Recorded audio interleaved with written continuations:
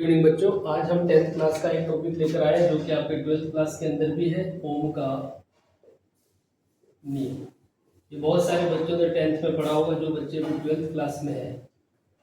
ठीक है, जो बच्चे 12th क्लास में उन्होंने इस नियम को पढ़ा हुआ है, और जो 10th क्लास में आए हैं अभी, उनके लिए ये नियम जो है वो इम्पोर्टेंट है। बोर्ड क्लास के अंदर ये इसका क्वेश्चन कुछ ना कुछ पूछा ही जाता है। वो या तो इसका कथन दीजिए, या फिर इसका सूत्र क्या होता है, इसका ग्राफ क्या होता है, इसका परिपथ चित्र क्या होता है। तो ये बहुत सारे क्वेश्चन इस एक लॉ के अंदर बनते हैं। तो ये जो ओम का नियम है वो सबसे पहले प्रतिपादित हुआ था आपके 1827 में, और इसको प्रतिपादित करने वाले साइंटिस्ट वैज्ञानिक का नाम था जॉर्ज साइमन ओम, और ये 1827 के अंदर आपके प्रतिपादित किया गया था। ठीक है, सबसे पहले अपन इस नियम के कथन की बात करें तो इस नियम का कथन क्या है, आप इस चीज को नोट कीजिएगा। इस नियम के अनुसार, इस नियम अनुसार किसी चालक के, ये इसका कथन है, किसी चालक के सिरों पर प्रवाहित धारा, या सिरों में प्रवाहित धारा, प्रवाहित धारा किसके समानुपाती होती है? किसी चालक के सिरों में प्रवाहित धारा I जो है वो आपके उस चालक के सिरों के मध्य उत्पन्न विभवांतर के, ठीक है, विभवांतर को V से लिखा जाता है, विभवांतर के समानुपाती होती है या समानुपाती होता है। ये इस नियम का कथन है। सीधा सीधा कथन ये है कि आपके जो विभवांतर है, किसी चालक के सिरों के मध्य जो विभवांतर उत्पन्न होता है, उस विभवांतर का मान उस चालक में जो प्रवाहित होती है धारा, उसके समानुपाती होती है। अर्थात इस चीज को अपन कैसे लिख सकते हैं? मैथमेटिकल इसका एक्सप्रेशन होता है V is proportional to I, विभवांतर धारा के समानुपाती होता है। ये समानुपाती का चिन्ह है। ठीक है, जब समानुपाती का चिन्ह अपन हटाते हैं तो आपके बाएं हाथ, दाएं हाथ की तरफ, राइट हैंड साइड में एक नियतांक जुड़ता है, और इस नियम के अंदर वो नियतांक है आपका R। ठीक है, R की बात भी अपन करेंगे। तो ये हमारा मैथमेटिकल एक्सप्रेशन है, गणितीय सूत्र जिसको अपन कहते हैं। ओम के नियम का गणितीय सूत्र क्या है? तो V इक्वल टू RI, विभवांतर धारा के समानुपाती होता है। कहने का मतलब ये है कि अगर आप विभवांतर के मान को बढ़ाते हो तो आपकी धारा का मान भी उसके साथ साथ क्या रहता है? नियत रूप से बढ़ता रहता है। ये इस नियम का कथन है। ठीक है, अब इसके अंदर एक आपको दे रखा है ग्राफ। ग्राफ है आपके किसके बिटवीन? ग्राफ आपको दे रखा है VI ग्राफ, विभवांतर और धारा के मध्य में ग्राफ कैसा बनता है, ये चीज आपको याद रखनी है। विभवांतर और धारा के मध्य, अभी सिर्फ आपको एक ग्राफ बताएंगे, आगे इस ग्राफ का एनालिसिस जो है वो भी आपको दे दिया जाएगा। तो विभवांतर और धारा के बीच में जो ग्राफ बनता है वो आपकी सीधी रेखा बनता है। विभवांतर और धारा के मध्य में जो ग्राफ बनता है वो सीधी रेखा, रेखीय ग्राफ, यहाँ पर आपकी स्ट्रेट लाइन ग्राफ जो है वो इन दोनों के मध्य में बनता है। क्योंकि हमने ये कहा है कि विभवांतर धारा के समानुपाती है, और समानुपातिकता का नियम ये कहता है कि किसी एक फिजिकल क्वांटिटी, किसी एक भौतिक राशि का मान आप बढ़ाते हो तो दूसरी भौतिक राशि का मान भी उसके साथ साथ नियत रूप से बढ़ता रहता है। अब इस नियम के अंदर एक चीज हमको प्रोवाइड कराई गई थी। प्रोवाइड क्या है कि यहाँ पर आप जो ताप है, ताप या अन्य भौतिक अवस्थाएं हैं, या अन्य भौतिक राशियां जो इस पूरे नियम को आपके प्रभावित कर सकती है, उन सभी भौतिक अवस्थाओं को क्या कर रखा है? नियत मान रखा है, या नियतांक या समान, जैसा आप समझ सको। ठीक है, इनको एक समान रखना है। पूरे प्रैक्टिकल या पूरे ऑब्जर्वेशन के दौरान, पूरे प्रयोग के दौरान आपको ताप है या अन्य भौतिक अवस्थाएं जो है, जैसे कि दाब है, आयतन है, ये सारी चीजें जो है उनको क्या रखना है? एक समान रखना है, इनको नियत रखना है, फिक्स रखना है। इसके मान में कोई चेंज नहीं हो सकता। ऐसा इसलिए होता है कि अगर आप ताप के मान को वेरी कर लेते हो, मतलब ताप का मान बदलता है, तो हमारे यहाँ पर इस R का जो मान है उस चालक के प्रतिरोध के मान में भी परिवर्तन हो सकता है। ठीक है, इसलिए ताप के मान को या अन्य भौतिक अवस्थाएं, दाब वगैरह जो होती है, उन सबको समान अगर अपन ले लेते हैं, नियत ले लेते हैं, ठीक है, तो उस समय ये जो ओम का नियम है उसका कथन कुछ इस प्रकार से बनता है, विभवांतर धारा के समानुपाती हो जाता है।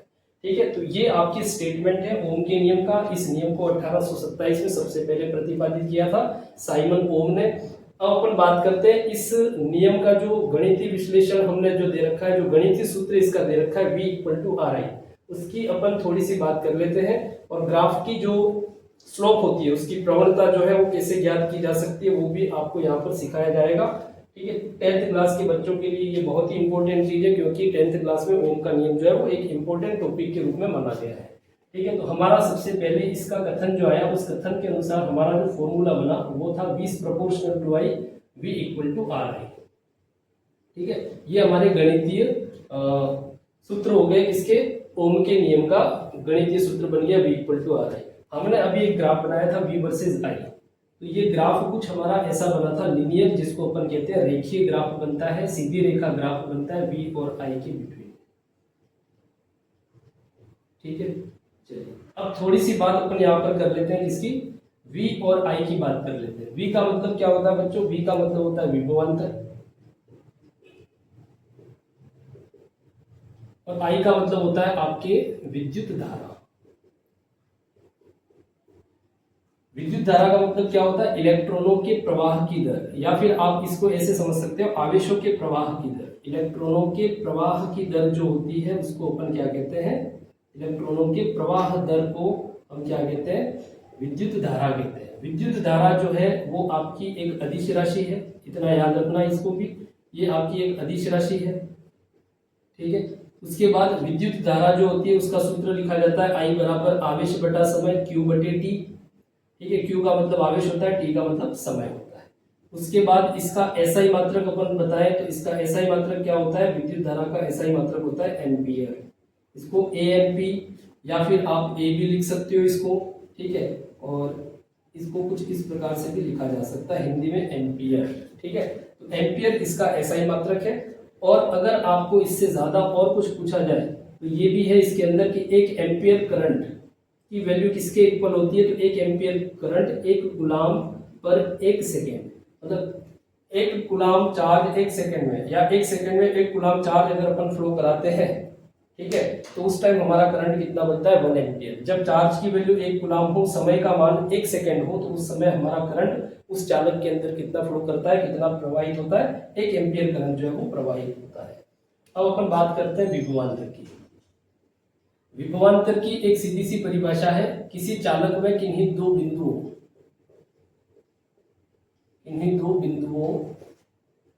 के विभवों में जो अंतर बनता है, विभवों में अंतर जो बनता है, उस अंतर को अपन क्या कहते हैं, विभवांतर कहते हैं। जैसे अपन उदाहरण के तौर पर एक चालक ले लें, ये हमारे पास एक चालक है, इस चालक के 2 सिरे हैं, एक सिरा A और एक सिरा B। तो सिरे A पर हमारा विभवांतर V1 है, सिरे B पर हमारा विभवांतर V2 है। ठीक है, तो इन दोनों बिंदुओं के मध्य विभवांतर क्या हो जाएगा, V1 - V2 या V2 - V1, जहां अपन निकालना चाह रहे हैं। जैसे B और A के बीच में निकल रहा है तो V2 - V1 हमारा विभवांतर होगा। ठीक है, एक चीज इसके अंदर ये भी याद रखनी है कि विभवांतर जो होता है इसका सूत्र, विभवांतर का जो सूत्र होता है उसको लिखा जाता है V = कार्य बटा आवेश, किया गया कार्य बटे आवेश, इसका सूत्र है। और विभवांतर के अंदर एक और चीज आपको याद रखनी है, विभवांतर का SI मात्रक होता है आपके वोल्ट। विभवांतर का SI मात्रक अगर आपको पूछा जाए तो इसका SI मात्रक क्या होता है, वोल्ट होता है। और ये विभवांतर भी आपकी एक अदिश राशि है, इसकी कोई दिशा होती नहीं है। ठीक है, तो ये इसका मात्रक हो गया। और सूत्र के हिसाब से अगर आप चलते हो, सूत्र के हिसाब से अगर अपन चले V = W/Q, तो इसका एक और मात्रक बनता है, कार्य का मात्रक होता है जूल, और आवेश का मात्रक क्या होता है, कूलाम। तो जूल पर कूलाम जो है वो भी आपके किसका मात्रक होगा, विभवांतर का मात्रक होता है। और अगर इसके अंदर और डिटेल में अगर अपन चले तो एक और डिटेल इसके अंदर ये मिल सकती है कि 1 वोल्ट जो विभवांतर है उसका मान 1 जूल/1 कूलाम के बराबर होता है। ठीक है, तो 1 वोल्ट कब होगा, जब आपका 1 कूलाम आवेश पर 1 जूल कार्य उस चार्ज पर या उस आवेश पर किया जाएगा, 1 जूल काम, तो उस टाइम आपके विभवांतर का मान कितना हो जाता है, 1 वोल्ट हो जाता है। तो ये सारी डिटेल जो है विभवांतर के अंदर दी गई है। ठीक है, तो विभवांतर जो होता है, किन्हीं दो बिंदुओं के मध्य विभवों का अंतर है, किन्हीं दो बिंदुओं के मध्य विभवों का जो अंतर होता है इसको अपन क्या कहते हैं, विभवांतर कहते हैं। ठीक है, ये इसका मात्रक वगैरह सब कुछ हमने देख लिया। एक और चीज आपको याद रखनी है, क्योंकि जब आपको पढ़ाया जाता है, आपकी क्लासों के अंदर जब आपको पढ़ाया जाएगा, तब आपको एक चीज बताई जाएगी कि विद्युत धारा की कुछ दिशा होती है। अभी हमने ये कह दिया कि विद्युत धारा तो अदिश राशि है, लेकिन विद्युत धारा की दिशा को भी वहां पर बताया जाता है। तो विद्युत धारा जो है वो उसकी दिशा कहाँ पर होती है वो ध्यान रखना। विद्युत धारा की दिशा होती है आपके बैटरी या फिर सेल के धनात्मक सिरे से ऋणात्मक सिरे की ओर। ठीक है, विद्युत धारा की दिशा जो होती है वो बैटरी या सेल के धनात्मक सिरे से ऋणात्मक सिरे की ओर होती है। और दूसरा इसका ये याद रखना है, विद्युत धारा जो होती है, विद्युत धारा आपके हमेशा विद्युत धारा इलेक्ट्रॉन के विपरीत दिशा में प्रवाहित होती है, विपरीत दिशा में प्रवाहित होती है या बहती है। विद्युत धारा जो है वो आपके इलेक्ट्रॉनों के प्रवाह के विपरीत चलता है। ठीक है, जैसे आपके पास कोई चालक है, जैसे एक वायर है, इस वायर में अगर आपके इलेक्ट्रॉन फ्लो कर रहा है इस डायरेक्शन में, अगर इलेक्ट्रॉन इस डायरेक्शन में फ्लो कर रहा है तो मतलब उस वायर के अंदर या उस तार के अंदर जो करंट है वो इस दिशा में बहेगा। ठीक है, तो इलेक्ट्रॉनों के विपरीत दिशा में आपके धारा का प्रवाह होता है, ये थोड़ा ध्यान रखना। और विद्युत धारा अदिश राशि है, अदिश राशि इसीलिए कहा गया है क्योंकि ये आपके सदिश संयोजन के नियमों का पालन नहीं करती है, इसलिए विद्युत धारा जो है वो अदिश राशि है। आपको ये नहीं ढूंढना है, यहाँ पे ये नहीं चलना चाहिए, ये ध्यान रखना कि यहाँ पर एक जगह हमने दिशा का ज्ञान इसका बता दिया, इसका साइन कन्वेंशन बता दिया। ये जो हम बता रहे हैं वो सिर्फ एक परिपथ चित्र के अंदर होता है। एक परिपथ के अंदर आपके विद्युत धारा की जो दिशा है वो प्लस से माइनस सिरे की ओर होती है, लेकिन ऐसा नहीं है कि यहाँ पर ये विद्युत धारा की दिशा को इंगित करता है। ठीक है, तो ये थोड़ा ध्यान रखना। और सबसे पहले जब विद्युत धारा की बात आई थी तो विद्युत धारा अभी जो आपके एनसीईआरटी के अंदर अदिश राशि लिखा गया है, इसको सबसे पहले आपके प्रदिश राशि बोला गया था। ठीक है, तो भौतिक राशियां 3 प्रकार की होती है दिशाओं के ज्ञान के आधार पर, अदिश, सदिश और प्रदिश। ठीक है, तो प्रदिश अपने आप में एक अलग होता है, जिसमें आपके जो भौतिक राशियां प्रदिश राशियों के अंदर आती है उनका अलग अलग दिशाओं में अलग अलग परिमाण होता है, वो प्रदिश राशियां हैं। लेकिन बाद में जाके इसको अदिश राशियों में ले लिया गया, इसको विद्युत धारा को। ठीक है, अब इसके अंदर थोड़ा सा आपको ध्यान रखना है। अपन आ जाते हैं वापस ओम के नियम में। तो ओम के नियम के अंदर इसका एक परिपथ चित्र है। 12th क्लास वाले बच्चे इस चीज को ध्यान रखना, क्योंकि ये जो है वो आपके प्रैक्टिकल के अंदर दे रखा है। परिपथ चित्र ओम का नियम जो है वो आपका पूरा का पूरा सिलेबस के अंदर है, प्रैक्टिकल के अंदर भी है और ये आपकी थ्योरी के अंदर भी है। लेकिन प्रैक्टिकल में इसको ज़्यादा मतलब वेटेज नहीं दिया जाता, ओम के नियम को थोड़ा बहुत पढ़ा दिया जाता है। लेकिन यहाँ पर परिपथ चित्र का ज्ञान आपको इसलिए होना चाहिए क्योंकि ये आपके 12th क्लास के प्रैक्टिकल एग्जाम के अंदर भी पूछा जाता है। तो इसका परिपथ चित्र जो होता है उसके अंदर अमीटर, वोल्टमीटर, ठीक है, उसके बाद आपके कुंजी, उसके बाद आपके बैटरी, इन सब का यूज किया जाता है। और एक आपके इसके अंदर धारा नियंत्रक का उपयोग भी किया जाता है। ठीक है, तो ये इसका परिपथ चित्र है। ओम के नियम का परिपथ चित्र कुछ इस प्रकार से है। ये आपके हो जाएगी बैटरी, जिसके 2 टर्मिनल है। जो टर्मिनल आपको बड़ा दिखता है वो हमेशा पॉजिटिव रहता है, वो धनात्मक है। जो छोटा दिख रहा है वो आपके ऋणात्मक रहता है। तो ये ध्यान रखना। सेल का अगर आपको प्रतीक पूछा जाए तो ये इसी को सेल कहा जाता है परिपथ के अंदर। ये आपके कुंजी है, अगर कुंजी के अंदर डॉट है मतलब हमारा स्विच ऑन है, अगर कुंजी के अंदर डॉट नहीं है तो स्विच हमारा ऑफ है। ठीक है, ये हो गया हमारा धारा नियंत्रक, जिसको RH लिखा जाता है। ये हमारा प्रतिरोध तार होता है। ये अमीटर, जिसको हम श्रेणी क्रम में लगाते हैं। और ये हमारा होता है वोल्टमीटर, जिसको हम समांतर क्रम में यूज करते हैं। ठीक है, इसको श्रेणी क्रम में इसलिए लगाया जाता है। अमीटर कौन से क्रम में? श्रेणी क्रम में। श्रेणी क्रम में इसलिए लगाते हैं क्योंकि श्रेणी क्रम में लगाने से ये आपके पूरे परिपथ की धारा का मापन एक साथ कर सकता है। और वोल्टमीटर जो है वो आपके समांतर क्रम में लगाया जाता है। तो समांतर क्रम में इसको लगाने से ये आपके पूरे परिपथ की वोल्टता को क्या कर सकता है? माप सकता है। इसलिए इसको समांतर क्रम में और इसको श्रेणी क्रम में लगाया जाता है। ठीक है, R जो है वो हमारा प्रतिरोध तार है। R जो है वो हमारा प्रतिरोध तार है। और जब आप प्रैक्टिकल करोगे तब आपको इसी R की वैल्यू आपको फाइंड करनी होती है। ठीक है, आर एच हमारा धारा नियंत्रक है, इसको परिवर्ती प्रतिरोध भी कहा जाता है। ये हमारी की होगी और ये हो गया हमारा बैटरी या सेल। ठीक है, तो ये इसका परिपथ चित्र है।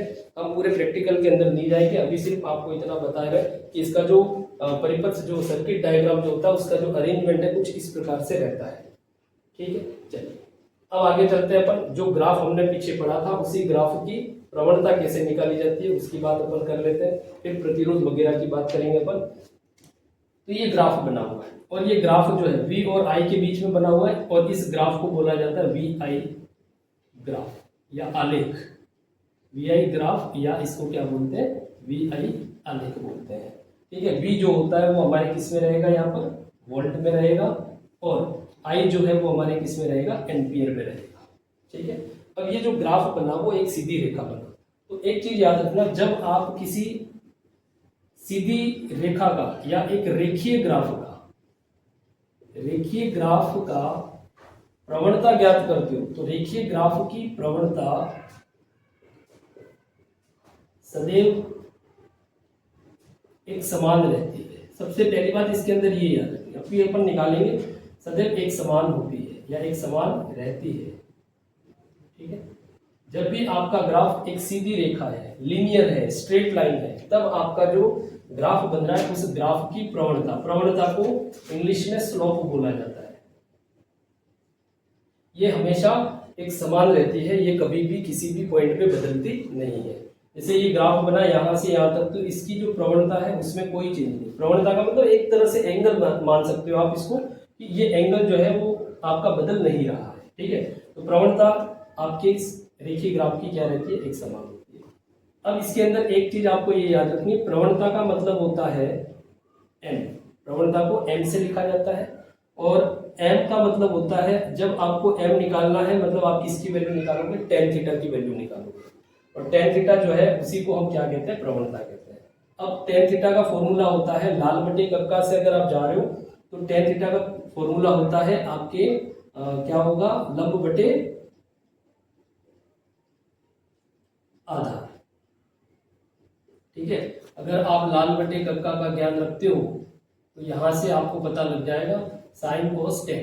टेन का फॉर्मूला क्या होता है, एल बटे ए, लंब बटे आधार जो है वो हमारा फॉर्मूला बनेगा टेन थीटा का। ठीक है, तो यहाँ पे लंब बटे आधार। अब न तो हमारे पास इस ग्राफ में लंब है, न हमारे पास इसका कोई आधार है, तो इसके लिए हम क्या करेंगे, इस ग्राफ की ये जो रेखा हमने खींची है, जो लीनियर या रेखीय ग्राफ हमारा जो बन रहा है, उस ग्राफ पे कोई दो बिंदु यहाँ पर हम क्या करेंगे, मानेंगे, और इन दोनों बिंदुओं के कोई ना कोई निर्देशांक रहेंगे। बिल्कुल सीधी सी बात है, आप यहाँ से यहाँ तक ग्राफ को चला रहे हो तो इस बिंदु पर ठीक है कोई ना कोई आपके y अक्ष का निर्देशांक होगा, x अक्ष का कोई ना कोई निर्देशांक होगा। तो मैंने इस बिंदु को मान लिया p और इस बिंदु को मान लिया q, और p बिंदु के निर्देशांक मैंने ले लिए x1 y1, ठीक है, और q बिंदु के ले लिए x2 y2। अब ये दो बिंदु हमने ले लिए, अब यहाँ से इन दोनों को मिलाकर हम एक समकोण त्रिभुज को यहाँ पर बनाएंगे। तो ये एक समकोण त्रिभुज बन रहा है छोटा सा, इस त्रिभुज को मैं अलग कर देता हूँ, कुछ इस प्रकार से आपका समकोण त्रिभुज बन रहा है। ठीक है, इस समकोण त्रिभुज में ये बिंदु P है, ये बिंदु Q है, और इस बिंदु को कुछ भी लेने पर O ले लेते हैं। P बिंदु के x1 y1 है, Q बिंदु के x2 y2 है निर्देशांक। अब अगर आपको यहाँ पर ये 90 डिग्री का कोण है और ये हमारा थीटा है, ठीक है, ये कोण हमारा थीटा है। एक चीज याद रखना, विद एक्स एक्सिस अगर आपका ग्राफ बन रहा है थीटा, एंगल बन रहा है थीटा, ठीक है, एक्स एक्सिस के साथ में आपकी जो ये ग्राफ है, ये ग्राफ जो है वो कितने डिग्री का कोण बना रही है, थीटा डिग्री का कोण बना रही है, मतलब ये थीटा है तो ये भी क्या होगा, थीटा होगा। हमने पहले ही कहा कि प्रवणता कभी इसकी बदलती नहीं है, यहाँ कहीं पे भी आप कोण बनाओगे उस कोण का मान वही रहेगा जो आपने यहाँ पर मान के रखा है। तो सारे कोण एक जैसे हैं थीटा, ठीक है, तो हमने इस कोण को मान लिया थीटा और ये हमारा 90 डिग्री। अब tan थीटा का मान आ जाएगा tan थीटा लंब बटे आधार। तो लंब वाली भुजा क्या होगी, यहाँ पर आपका है y2 और यहाँ पर है आपका y1, तो ये हो जाएगा y2 माइनस y1। ऐसे ही यहाँ पर है आपका x1 और ये है हमारा x2, तो ये हो जाएगा x2 माइनस x1, ठीक है, ये हो जाएगा x2 माइनस x1। तो हमारे पास लंब वाली भुजा का मान आया y2 माइनस y1 और आधार वाली भुजा का मान आया x2 माइनस x1। इसको हम क्या लिख सकते हैं, डेल्टा y बटे डेल्टा x, डेल्टा y बटे डेल्टा x। अब हमारा जो ग्राफ था वो ग्राफ किसके बीच में है, विभवांतर और धारा के बीच में है। ये तो हमने एक निर्देशांक मानकर प्रवणता ज्ञात करी है। अगर यही हमारे v और i की बात करता है तो ये जो टेन थीटा है उस टेन थीटा का मान हमारे पास क्या मिलेगा, v2 minus v1 divided by आपके हो जाएगा i2 माइनस i1 और इसी को हम लिखेंगे डेल्टा v बटे डेल्टा i। ठीक है, अब समझ में आ रहा होगा आपको। जैसे यहाँ पर x1 y1 की जगह हो जाएगा हमारे क्या हो जाएगा, एक हो जाएगा v1 और एक हो जाएगा i1, ये हो जाएगा एक जगह v2 और एक जगह हो जाएगा i2। ठीक है, तो i1 v1 और ये हो जाएगा आपके पास i2 v2। ठीक है, यही त्रिभुज वापस बनेगा, यही त्रिभुज आपकी वापस बनेगा। इस बिंदु P के निर्देशांक हो जाएंगे i1 v1 और Q के हो जाएंगे i2 v2, ये हमारे निर्देशांक हो जाएंगे। तब हमारे पास लंब वाली भुजा का मान आएगा v2 माइनस v1 और आधार वाली भुजा का मान आएगा i2 माइनस i। ये वही ग्राफ है। ठीक है, उसी ग्राफ से हमने ये प्रवणता ज्ञात करी है। और प्रवणता का मतलब क्या, टेन थीटा का मान ज्ञात करना। और टेन थीटा का मान हमारे पास क्या आया, v2 माइनस v1 बटे i2 minus i1 equal to delta v बटे डेल्टा i। ठीक है, अब इससे और आगे चलते हैं। अभी हमने ओम नियम का कथन लिखा था और उस कथन के अनुसार हमारा जो गणितीय रूप आया उसका वो था v equal to R I. मतलब यहाँ से अगर मैं r की वैल्यू निकालूँ तो r इक्वल टू क्या हो जाएगा, v upon I. r equal to क्या आ जाएगा, v ओपन आई। क्या ये चीज उसके जैसे दिख रही है, डेल्टा v ओपन डेल्टा आई, मतलब v ओपन आई करेंगे तो आपको किसकी वैल्यू मिलेगी, r की वैल्यू मिलेगी। मतलब यहाँ पर एक चीज साफ हो गई कि जो आपके ग्राफ की प्रवणता होगी, इस ग्राफ की जो प्रवणता होगी, इस ग्राफ की जो स्लोप होगी, उससे हमेशा हमको किसका मान प्राप्त होगा, प्रतिरोध का मान प्राप्त होगा। ठीक है, तो ये आप सीधे तौर पे याद रख सकते हो या फिर आप ऐसे याद रख सकते हो कि आपके ओम के नियम के अंदर v और i के मध्य जो ग्राफ बनता है उस ग्राफ की जो प्रवणता बनती है वो प्रवणता हमको हमेशा प्रतिरोध का मान देती है। ठीक है, इसको एक शॉर्ट नोट में अपन लिख देते हैं। शॉर्ट नोट में आप कैसे लिखोगे इसको, v और i ग्राफ या आलेख जो है, ठीक है, वो हमको किसका मान देता है, ये हमेशा इसकी जो स्लोप होती है, इसकी प्रवणता या इसकी जो स्लोप है वो हमको किसका मान देगा, वह प्रतिरोध को या प्रतिरोध का मान देता है या प्रतिरोध का परिमाण देता है। ठीक है, तो vi ग्राफ की जो प्रवणता होगी वो हमको किसका मान देगी, प्रतिरोध का मान देगी। ये आपको याद रखना है, इसके अंदर, इस ग्राफ के अंदर ये चीज आपको याद रखनी है। ठीक है, चलिए अब अपन चलते हैं आगे, वापस आते हैं अपन। हर कंपोनेंट की बात यहाँ पर आज की जाएगी। जैसे आपने v की बात कर ली, i की बात कर ली, अब इन दोनों का जो प्रोपोर्शनलिटी साइन आया था, जो समानुपाती नियतांक आया था r, इस r को हमने क्या बोला था, प्रतिरोध। r को क्या बोला, प्रतिरोध बोला। और प्रतिरोध का मतलब क्या होता है, प्रतिरोध का क्या काम होता है, ठीक है, प्रतिरोध का किसी भी परिपथ में क्या काम होता है। तो प्रतिरोध जो होता है वो हमेशा क्या करता है, यह एक ऐसी युक्ति है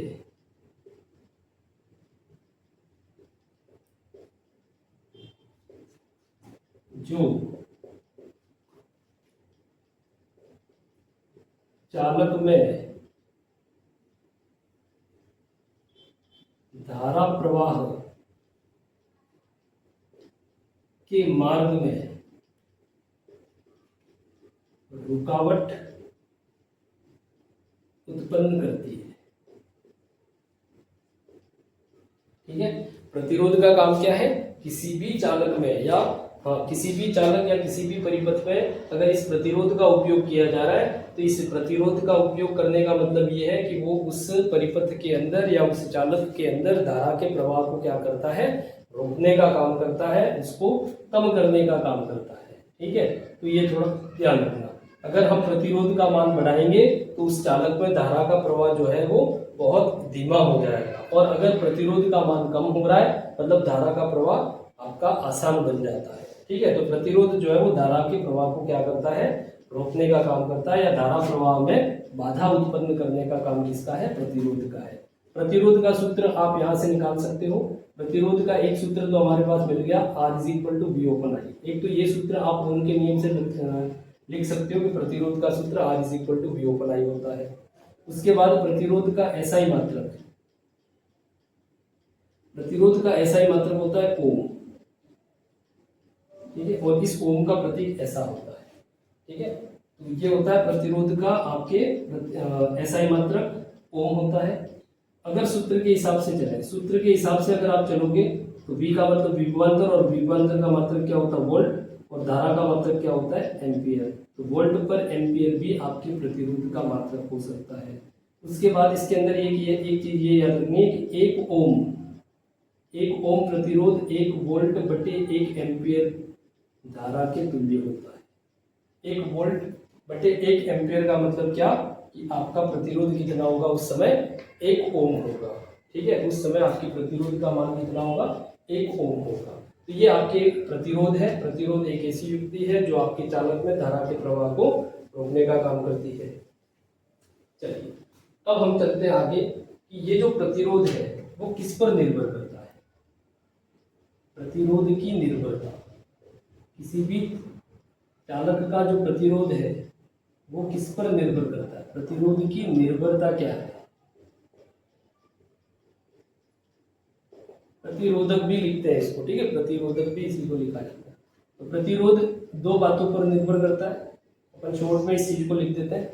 नंबर 1, प्रतिरोध जो होता है वो आपके लंबाई पर निर्भर करता है, और नंबर 2 आपका जो प्रतिरोध है वो आपके उस चालक के अनुप्रस्थ काट क्षेत्रफल पर निर्भर करता है। पहला तो ये एक तो लंबाई पे निर्भर करेगा। ठीक है, दूसरा ये आपके अनुप्रस्थ काट, जिसको क्रॉस सेक्शन एरिया बोला जाता है, अनुप्रस्थ काट क्षेत्रफल पर भी ये निर्भर करता है। अब इसकी निर्भरता क्या है कि अगर चालक की लंबाई को बढ़ाया जाए तो प्रतिरोध का मान जो होता है वो आपके बढ़ता रहता है। ठीक है, पहला स्टेटमेंट या पहली निर्भरता क्या है कि प्रतिरोध लंबाई के समानुपाती होता है। कहने का मतलब ये कि अगर मेरे पास 2 अलग अलग चालक है, एक चालक की लंबाई में मान लूँ 2 मीटर है और एक दूसरा चालक है जो सेम आपके यूज हुआ, लेकिन इसकी लंबाई आपके 4 मीटर होगी, तो 4 मीटर वाले का प्रतिरोध जो होगा वो मैक्सिमम होगा या ज्यादा होगा एज कंपेयर टू किसकी तुलना में, 2 मीटर वाले प्रतिरोध की तुलना में। तो जिस प्रतिरोध तार की लंबाई ज्यादा होगी, ठीक है, उस तार का प्रतिरोध जो है वो भी आपके ज्यादा रहेगा, और जिसकी लंबाई कम होगी उसका प्रतिरोध क्या हो जाएगा, कम हो जाएगा। दूसरा इसके अंदर दे रखा है आपके प्रतिरोध जो होता है वो आपके किस पर निर्भर करता है, अनुप्रस्थ काट क्षेत्रफल। अनुप्रस्थ काट क्षेत्रफल का मतलब क्या होता है, जैसे कि ये एक आपके पास चालक है, इस चालक का अनुप्रस्थ काट मतलब ये होता है, इस चालक का अनुप्रस्थ काट जो मैंने यहाँ पे शो किया है, ठीक है, लाइनिंग से जो शो कर रखा है, ये इसका अनुप्रस्थ काट होता है। तो अनुप्रस्थ काट क्षेत्रफल पर भी ये निर्भर करता है, और ये निर्भरता कैसे दी जाती है, ये लिखी हुई है कि प्रतिरोध आपके अनुप्रस्थ काट क्षेत्रफल के व्युत्क्रमानुपाती होता है। ठीक है, कहने का मतलब ये कि इसके अनुसार क्या होगा कि अगर आपके R के मान को बढ़ाना है तो आपको A का मान क्या करना पड़ेगा, घटाना पड़ेगा। तो सीधी सी बात है, तार की मोटाई जितनी ज्यादा होगी, चालक की मोटाई जितनी ज्यादा होगी, उसका प्रतिरोध उतना ही कम हो जाता है, और तार जितना पतला होगा, जितनी उसकी मोटाई कम होगी, उसका प्रतिरोध उतना ही बढ़ जाएगा या उतना ही अधिक हो जाएगा। ठीक है, तो यहाँ पर जैसे एक एग्जांपल लें, अपने पास 2 अलग अलग तार हैं ये, ठीक है। अब इस तार का अगर अपन देखें अनुप्रस्थ काट क्षेत्रफल, इसका क्षेत्रफल क्या है, ज्यादा है, किसकी तुलना में, इसकी तुलना में, तो इसका क्षेत्रफल कम हुआ, अनुप्रस्थ काट इसका कम हो जाएगा। तो जिसका A कम होगा, जिसका अनुप्रस्थ काट क्षेत्रफल कम होगा, उसके लिए प्रतिरोध हमेशा क्या होगा, बढ़ता जाएगा, और जिसके लिए अनुप्रस्थ काट क्षेत्रफल कम है उसके लिए प्रतिरोध का मान जो है वो घटता जाएगा। ठीक है, तो ये चीज आपको इसके अंदर याद रखनी है।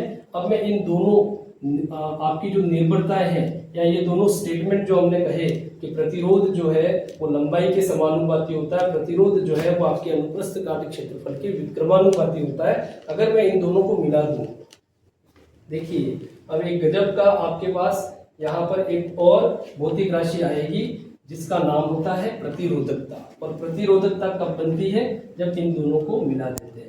तो इन दोनों को मिलाऊं मैं 1 व 2 से, अगर इन दोनों को मिला दें तो हमारे पास क्या बनेगा? R समानुपाती है L बटे A से। R समानुपाती है L बटे A से। अब ये समानुपाती का चिन्ह हटेगा तो आपके सामने एक नियतांक लगेगा रो, और ये हो जाएगा रो L बटे A। ये क्या बनेगा? रो L बटे A। तो यहाँ पर ये जो रो लिखा हुआ है, ठीक है, इसको कहते हैं प्रतिरोधकता। रो को क्या कहते हो? प्रतिरोधकता। और इसका एक और नाम है विशिष्ट प्रतिरोध। विशिष्ट प्रतिरोध। और इसका सूत्र कहीं और से नहीं निकलना है, यहीं से निकलेगा। रो का सूत्र अगर आपको निकालना है तो रो इक्वल टू क्या हो जाएगा? आर का गुणा ए से करोगे तो आर ए ओपन एल, ये हमारे रो का सूत्र बन जाएगा। अब इसकी परिभाषा क्या लिखो?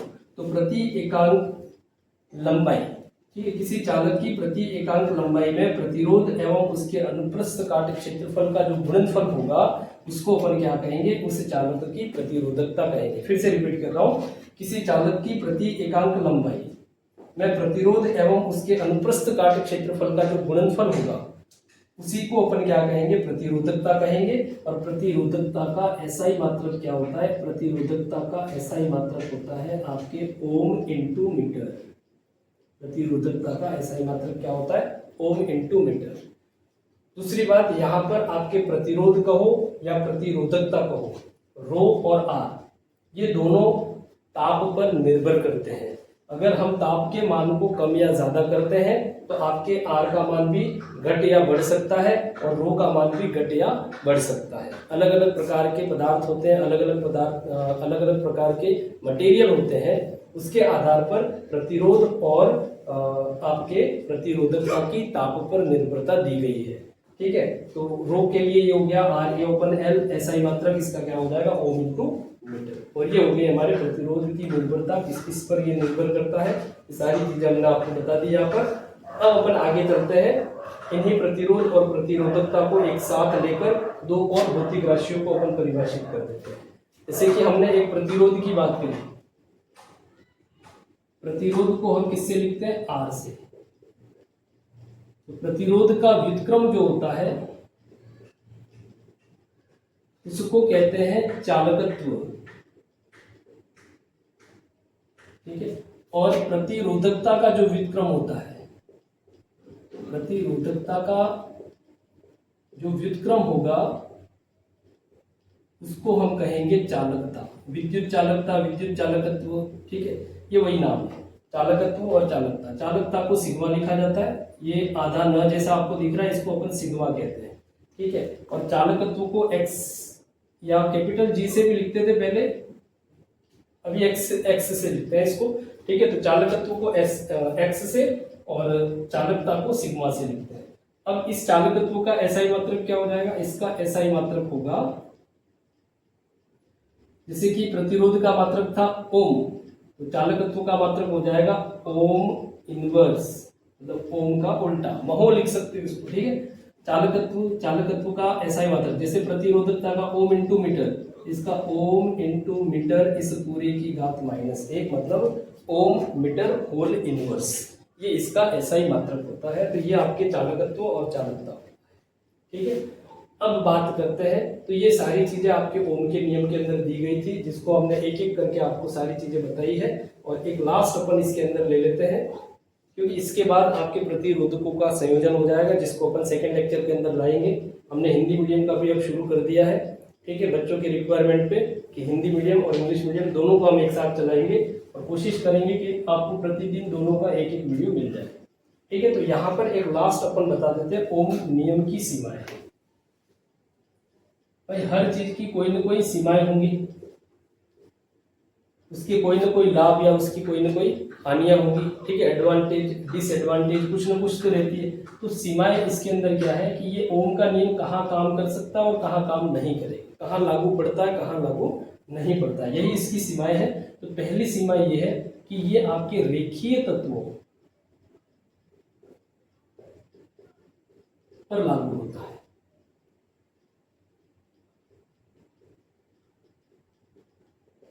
ठीक है, और दूसरा ये अरेखीय तत्वों पर लागू नहीं पड़ता है।